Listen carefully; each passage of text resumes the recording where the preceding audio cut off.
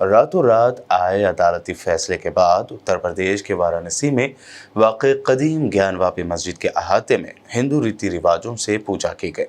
वाराणसी के district court से कल बुध 31 जनवरी को हिंदू फरीक के हक में फैसला देते हुए अदालत ने अहाते में मौजूद तहखाने में हिंदुओं को पूजा पाठ करने का हक देने का हुक्म दिया। हिंदुओं को ज्ञानवापी के व्यास जी के तहखाने में पूजा पाठ करने का हक मिला है। अदालत के इस फैसले के बाद रातों रात हिंदू तबके के अफराद ज्ञानवापी मस्जिद के अहाते में पहुंचे और अदालत की जानिब से बताई जगह पर पूजा पाठ की शुरुआत की। दूसरी जानिब वाराणसी की अदालत के फैसले के खिलाफ मुस्लिम फरीक सुप्रीम कोर्ट पहुंचे, जहां सुप्रीम कोर्ट ने ज्ञानवापी अहाते में पूजा के हुक्म पर रोक लगाने से इनकार कर दिया। सुप्रीम कोर्ट ने मुस्लिम फरीक से इलाहाबाद हाई कोर्ट जाने के लिए कहा है। माननीय न्यायालय का जो ऑर्डर है उसकी कंप्लेंट्स किया गया। कोर्ट ऑर्डर की कंप्लेंट्स किया गया। कोर्ट ने जो बोला है उसकी कंप्लेंट्स किया गया।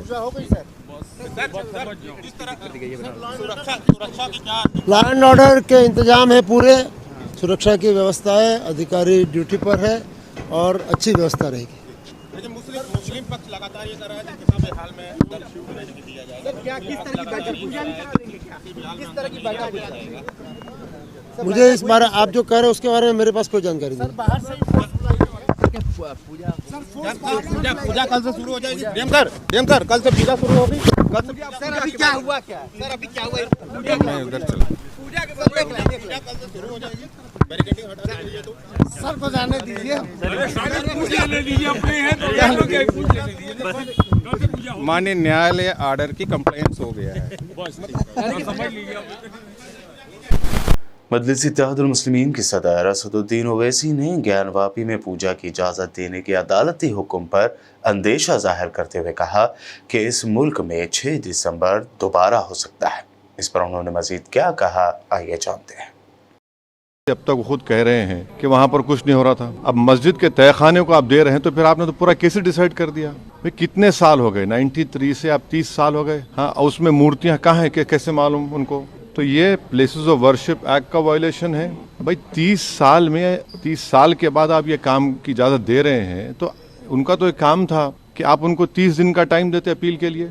आप कहते हैं कि 7 दिन में पूरा निकाल दो, ग्रिल्स निकाल दो और आप इजाज़त दे दिए। तो ये सरासर गलत फैसला है। और आखिरी बात यह है कि नरेंद्र मोदी की सरकार जब तक अपनी खामोशी को तोड़ेगी नहीं और साफ तौर पे कहेगी नहीं कि हम प्लेसेस ऑफ वर्शिप एक्ट के ऊपर स्टैंड बाय करते हैं, ये पूरे तनाज़े चलते रहेंगे। और मैं फिर से कह रहा हूँ कि जब बाबरी मस्जिद का टाइटल सूट का जजमेंट आया था, मैंने जिस एप्रीहेंशन का इजहार किया था कि वो फैसला यकीनन सुप्रीम कोर्ट हमारा आखिरी कोर्ट, हम इज़्ज़त करते हैं, मगर फेद की बुनियाद पर आने से ये तमाम चीज़ें खुल रही हैं।